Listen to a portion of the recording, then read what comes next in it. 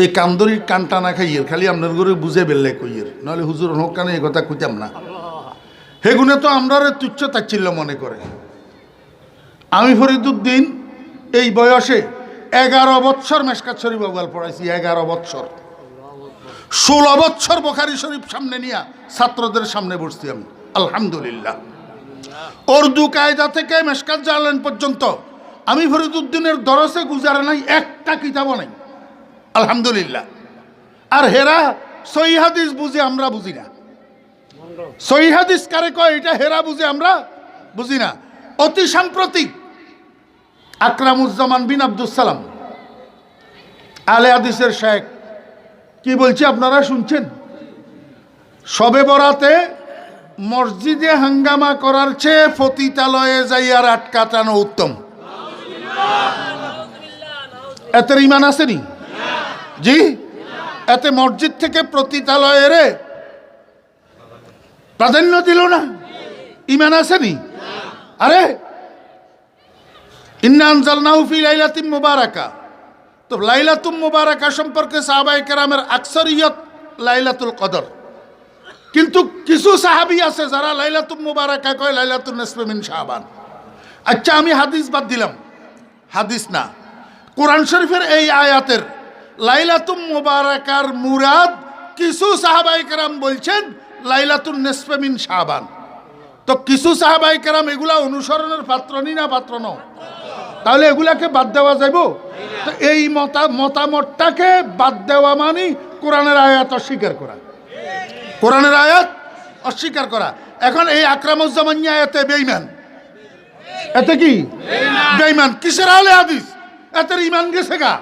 এতে বলছে শবে বরাতে মসজিদে হাঙ্গামা করার চেয়ে পতিতালয়ে রাত কাটানো উত্তম। নাউজুবিল্লাহ। আমি বলতেছি যদি কোনো জায়গায় তুই যদি মাইর পড়স তাহলে ওলামায়ে কেরাম দায় না, ওলামায়ে কেরাম দায় না। তোরা যে কোনো সময় যে কোনো আশেক মারি ফেলতে পারে, কারণ তুই এত বড় বেঈমানি কথা বাংলাদেশে কেন বললি? তুই কত বড় আলেম হইছত। অল্প কিছুদিন আগে রেজাউল করিম আপনার সাথে বহসে বসি, এতে জিল্লতির হারাজ, জিল্লতির পরাজিত হয়েছে।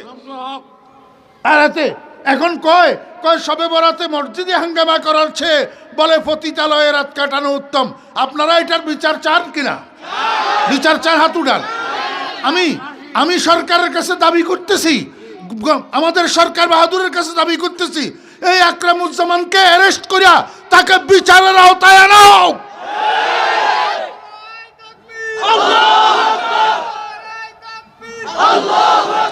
কথা শুনেন, রসুল আকরাম সাল্লাল্লাহু আলাইহি ওয়াসাল্লাম মা আনা আলাইহি এতটুক বলি ক্ষান্ত হইলেন না কেন? ওয়া আসহাবি বললেন কেন? একটা কথা বুঝেন, এখানে দুইটা শব্দ প্রচলিত আছে। একটা শব্দ হইল হাদিস, একটা শব্দ কি হাদিস, আর একটা শব্দ সুন্নত, আর একটা শব্দ সুন্নত। হাদিস শব্দটা আম, সুন্নত শব্দটা খাস। কারণ হাদিসের মধ্যে অনেক হাদিস এরকম আছে যেগুলা উম্মতের জন্য কাবেলে আমল না, উম্মতের জন্য কি না কাবেলে আমল না। উদাহরণের জন্য শুধু আমি একটা হাদিস বলতেছি, রসুল আকরাম সাল্লাল্লাহু আলাইহি ওয়াসাল্লাম ফজরের আজানের সাথে সাথে 2 রাকাত হালকা নামাজ পড়তেন, ফজরের সুন্নত। এই সুন্নত পড়ার পরে নবীজি আবার ঘুমাই যেতেন। যখন জামাতের সময় হইতো হযরত বেলাল রাদিয়াল্লাহু আনহু আসি নবীজিকে জাগাইতেন। এরপরে ঘুম থেকে উঠি রসুল আকরাম সাল্লাল্লাহু আলাইহি ওয়াসাল্লাম সোজা মেহরাবে যাইতেন, ফজরের নামাজের ইমামতি করতেন। মাঝখানে এই হাদিসের মধ্যে ওযুর কথা নাই, ওযুর কথা নাই। রসুল আকরাম সাল্লাল্লাহু আলাইহি ওয়াসাল্লাম ঘুম থেকে উঠি ওযু করি ইমামতি করতেন, এই কথা নাই। কেন নাই? রসুল আকরাম সাল্লাল্লাহু আলাইহি ওয়াসাল্লাম আসলেও ঘুম থেকে উঠি ওযু করতেন না, ইমামতি করতেন। তাহলে বিনা ওযুয়ে নি না, ওই যেই ওযু দিয়ে সুন্নত পড়ছেন সেই ওযু দিয়ে ইমামতি করতেন। আপনারা বলবেন হুজুর তাহলে মাঝখানে যে নবীজি ঘুম গেলেন, ঘুম ওযু ভঙ্গের কারণ উম্মতের জন্য, নবীজির জন্য ঘুম ওযু ভঙ্গের কারণ নয়।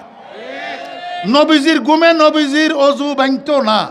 কেন ভাঙতো না? ইয়াতুন হুনি অঙ্গা সময় নাই। নবীজির ঘুমে নবীজির ওযু ভাঙতো না।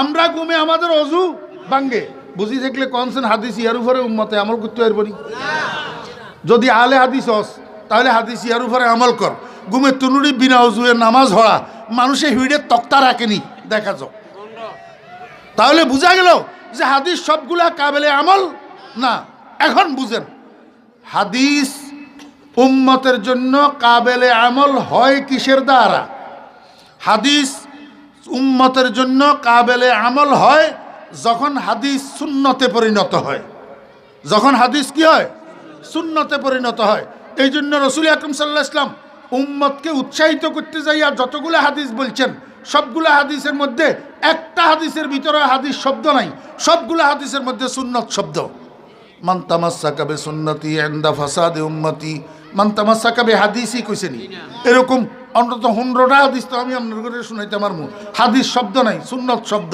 তাহলে বোঝা গেল হাদিস উম্মতের জন্য কাবেলে আমল হয় কোন সময় যখন হাদিস সুন্নতে পরিণত হয় এখন বুঝার বিষয় হলো হাদিস সুন্নতে পরিণত হয় কিসের দ্বারা হাদিস সুন্নতে পরিণত হয় সাহাবীদের আমলের দ্বারা হাদিস সুন্নতে পরিণত হয় কিসের দ্বারা সাহাবীদের আমলের দ্বারা এই জন্য রাসূল আকরাম সাল্লাল্লাহু আলাইহি ওয়াসাল্লাম বুঝাইতে চায় ও আমার উম্মতেরা তোমরা যদি সিরাতে মুস্তাকিমের পথিক হইতে চাও তাহলে আমার সাহাবীদের পথ ধরো আমার সাহাবীদের পথ ধরো আমার সাহাবীদের পথ সুন্নতের পথ আমার সাহাবীদের পথ সিরাতে মুস্তাকিম এই কথাটা বোঝানোর জন্য রাসূলুল্লাহ সাল্লাল্লাহু আলাইহি ওয়াসাল্লাম মা আনা আলাইহি সাথে ওয়া সাহাবী লাগাইছেন ওয়া সাহাবী বাড়াইছেন এইবার বুঝি থাকলে আমারে বলুন যে জান্নাতে যাওয়ার সোজা পথ তথা সিরাতে মুস্তাকিম সিরাতুল হাদিস না সিরাতুস সুন্নত কথা কয় না সিরাতুল হাদিস না সিরাতুস সুন্নত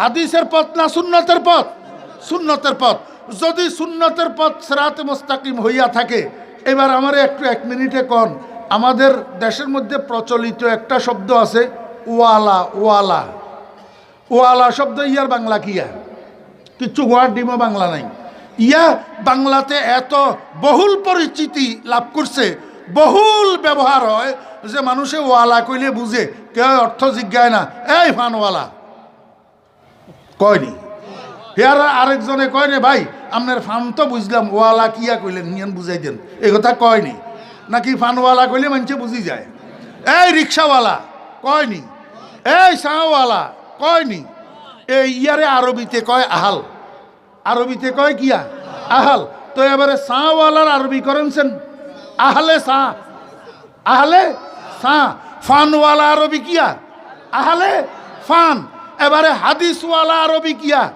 আহলে হাদিস সুন্নতওয়ালা আরবি কিয়া আহলে সুন্নত এবারে বেহেশতে যান না সুন্নতের পথের প্রতীক না হাদিসের পথের প্রতীক সুন্নতের পথের প্রতীক আর হাদিসের পথের প্রতীক যারা দাবি করে এরা আসলে বেহেশতের প্রতীক না এরা গুমরা এই জন্য আমরা আহলে হাদিস হব না আহলে সুন্নত হব ইহদিনাস সিরাতাল মুস্তাকিম ওয়া আখিরু দাওয়ানা আনিল হামদুলিল্লাহি রাব্বিল আলামিন আসসালামু আলাইকুম ওয়া রাহমাতুল্লাহি ওয়া বারাকাতুহু